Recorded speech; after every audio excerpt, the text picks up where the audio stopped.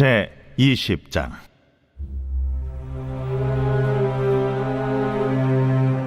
여호와께서 여호수아에게 말씀하여 이르시되 이스라엘 자손에게 말하여 이르기를 내가 모세를 통하여 너희에게 말한 도피성들을 너희를 위해 정하여 부지 중에 실수로 사람을 죽인 자를 그리로 도망하게 하라.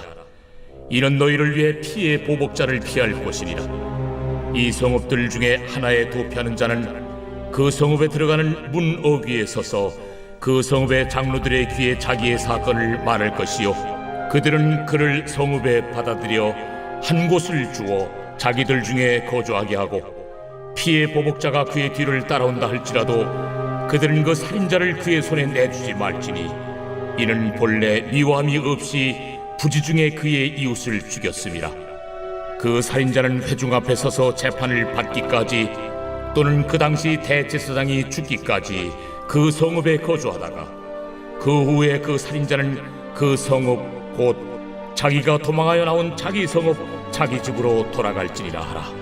이에 그들이 납달리의 산지 갈릴리 게데스와 에브라임 산지의 세겜과 유다 산지의 기럇 아르바 곧 헤브론과 여리고 동쪽 요단 저쪽 르우벤 지파 중에서 평지 광야의 베셀과 갓 지파 중에서 길르앗 라못과 므낫세 지파 중에서 바산 골란을 구별하였으니 이는 곧 이스라엘 모든 자손과 그들 중에 거류하는 거류민을 위하여 선정된 성읍들로서 누구든지 부지 중에 살인한 자가 그리로 도망하여 그가 회중 앞에 설 때까지 피의 보복자의 손에 죽지 아니하게 하기 위함이라.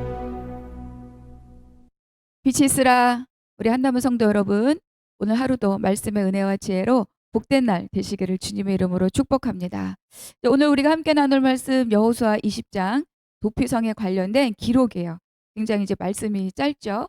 어제의 내용으로 인해서 기본적으로 동편, 서편 다 해서 12지파의 땅 분배가 이제 모두 끝났습니다. 이제 남은 것은 도피성을 정하는 것, 그리고 레위인들에게 성읍을 주는 것, 이런 것들이 이제 마무리 작업으로 남아있는 그런 상황입니다. 도피성에 관련된 말씀들이 사실 여러 곳에서 우리가 지금까지 쭉 살펴본 것처럼 반복되어 기록하고 있죠. 민수기에도 기록되어 있고 또 신명기에도 기록되어 있고, 그리고 이제 오늘의 본문이 또 다시 한번 도피성에 대해서 말씀해주고 있어요. 이 도피성은 동편의 3개, 서편의 3개 이렇게 지정하라고 말씀하셨고, 또 이 도피성은 레위인들에게 주는 48개 성읍 중에서 또 지정하라 이렇게 말씀하고 있죠. 그러니까 율법은 범죄한 자, 고의로 계획하여 살인한 자는 마땅히 죽음에 처하라 이렇게 명령하고 있는데, 그것이 아닌 부지 중에 실수로 살인한 자를 어떻게 할 것이냐, 그런 고의성이 없는 살인자, 그런 자는 이 피해 보수자로부터 그를 보호하라 이렇게 하나님께서 말씀하고 있는 거죠. 그러니까 이제 민수기 35장에서는 뭘 말씀하고 있는가, 요단의 3개, 아니 뭐죠, 동편의 3개, 서편의 3개 이렇게 3개씩 하라, 지정하라 이렇게 말씀하셨다면, 신명기 4장에도 다시 한번 이 말씀이 기록되어 있죠. 거기에는 이제 요단 동편에 확정된 3개의 성읍에 대해서, 도피성에 대해서 기록하고 있어요.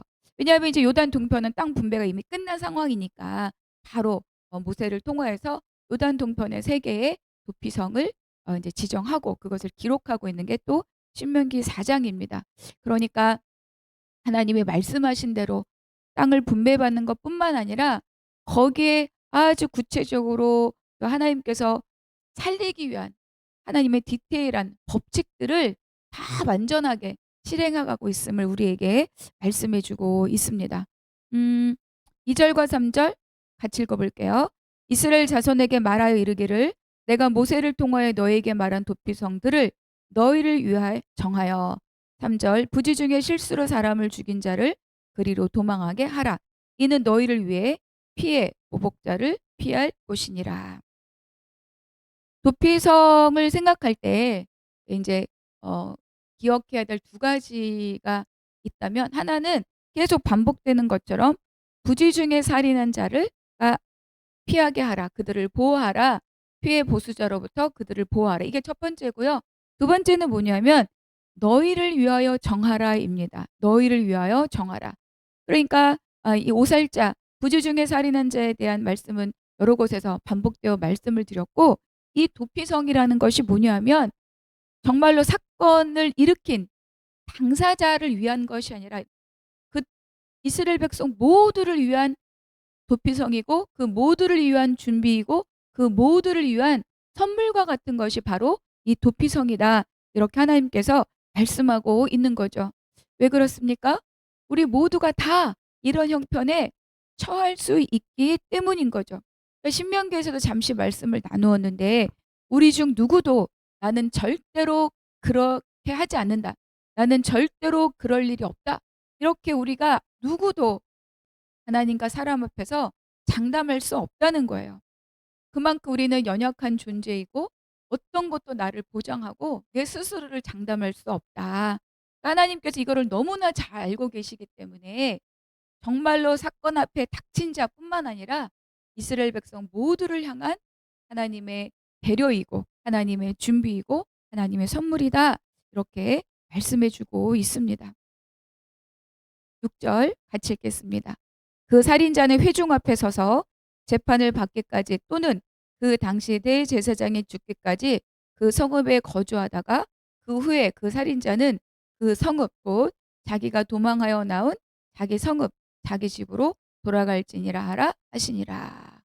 그러니까 뭐 신명기 4장 신명기 19장에 아주 구체적인 내용들은 더 구체적으로 이제 기록되어 있으니까 기회가 되시면 그 장들을 한번 찾아서 한 번씩 더 읽어보셔도 좋을 것 같아요. 중요한 건 도피성에 들어간다고 해서 무조건 보호를 받는 것이 아니고 무조건 거기에서 피하는 게 아니에요. 이 도피성의 가장 중요한 것은 뭐냐면 자기의 무죄를 입증할 수 있는 변론의 기회를 얻는 겁니다. 그러니까 내가 실수였다, 내가 고의가 없었다 하더라도 분명한 것은 뭐예요? 그가 한 생명을 해하고 온 거잖아요. 그러니까 여기에 대해서 명확한 규명이 필요합니다.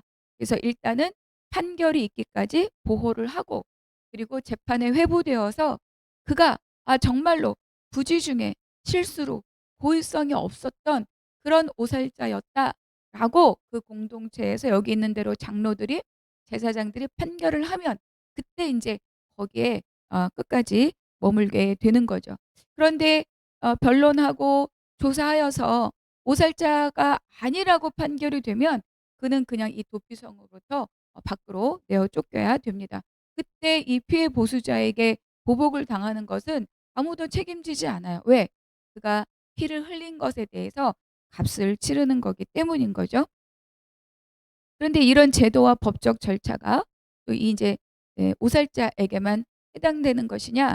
그렇지 않다는 거예요. 그러니까 백성들 모두에게도 준비된 것이지만 사실 이거는 피해자, 오살자로 인하여서 형제나 가족을 잃은 그들에게도 이 도피성은 유익의 혜택이 있다는 것을 말씀해 주고 있습니다. 그러니까 너희를 위하여 이렇게 하나님이 말씀하신 것처럼 결국 이 도피성은 피해 보복의 악순환, 계속 지금 피해 보수자들이 따라다니잖아요. 누구에게나 다 자기 입장에서 억울함을 다 가지고 있어요. 그러니까 이 피해 억울하게 죽임을 당하는 사람, 내가 복수하면 또 나로 인해서 억울하게 죽임을 받았다고 생각된 그 가족들이 또 다시 피해 복수를 하고, 이런 어떤 보복의 악순환, 피해 악순환이 계속되는 것을 이 도피성은 끊어내는 거죠. 그러니까 이것이 이 도피성 제도는 모든 백성들에게 사실은 은혜입니다. 정말로 피해 보복, 그 악한 것을 끊어낼 수 있는 기회인 거죠. 여기서 이제 대제사장이 죽기까지 그 오살자라고 판단되었어도 집으로 돌아갈 수가 없어요. 대제사장이 죽기까지 그곳에 머물러야 하는 거죠.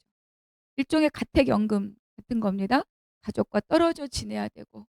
그러니까 그들 나름대로 그가 피해 보수자로부터 생명은 부지하지만 자기 나름의 그 생명에 대한 값을 여기서 치르게 되는 거죠.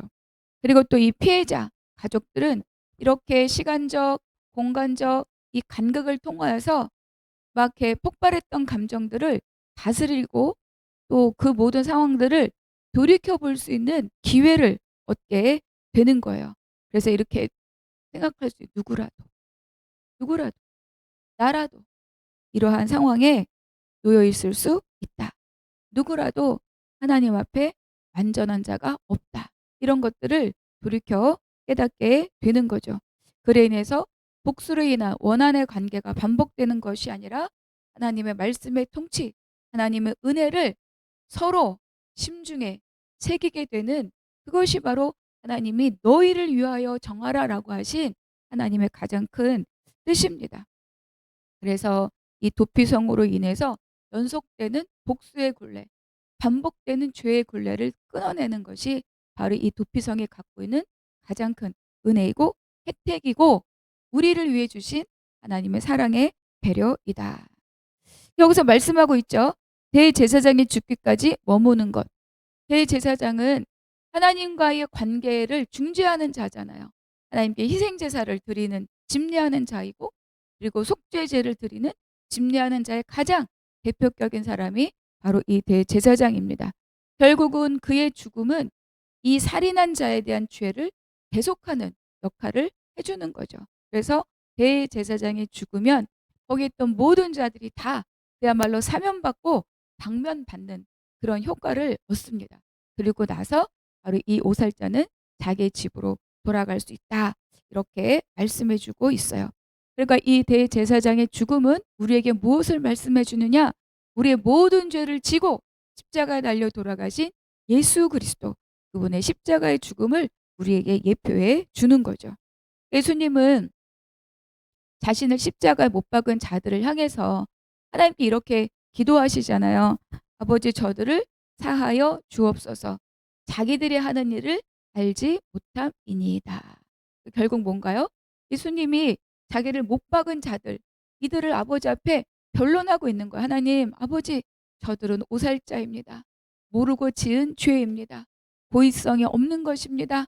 알지 못해서 지은 죄입니다. 이렇게 하나님 끝까지 못 박은 자들을 위하여서도 그들을 오살자로 어, 하나님 앞에 변론하고 있는, 그래서 결국은 하나님의 앞에 끝까지 아버지의 사랑을 확증하여 주신 분이 바로 예수 그리스도이시다. 여러분, 우리가 정말로 누군가를 그 육신, 이 생명을 정말 해하는 일은 그렇게 흔하게 벌어질 수 있는 일은 아니죠. 그런데 우리가 잘 생각해 봐야 될 것이 있어요. 육신의 생명을 우리가 직접 해하는 경우는 없지만 우리의 말로, 우리의 어떤 태도로, 우리의 어떤 눈빛으로, 우리의 어떤 몸의 언어로 우리가 주변에 있는, 내 주변 가까이 있는 사람들에게 얼마나 많은 그 심령을 죽이는 행동들을 우리는 할 수 있다. 여기가 더 조심해야 될 일들입니다. 고의성이 없었다. 그건 자기는 알죠. 그러니까 이 말씀을 우리는 어떻게 다시 한번 내 삶에 적용할 수 있는가? 나의 언어, 나의 또 몸으로 표현되는 태도, 이런 걸로 내가 주변 사람들의 그 연약한 심령들을 해하는 일이 없는가? 그런 것들도 우리가 다시 한번 또 생각해 봐야 되는 거죠. 내가 누구에게 하는 것도 있지만 또 내가 그런 일을 당할 수도 있잖아요. 그래서 우리가 모두 함께 갈 것은 가해자나 피해자나 도피성이 다 은혜 혜택인 것처럼 우리도 마찬가지, 내가 당한 것이나 내가 끼친 것이나 다 하나님 앞에 사람들에게 해를 끼친 모든 것을 다 들고 어디로 가는 거예요? 우리의 유일한 도피성이신 예수 그리스도, 그분 앞에 나아가는 것입니다.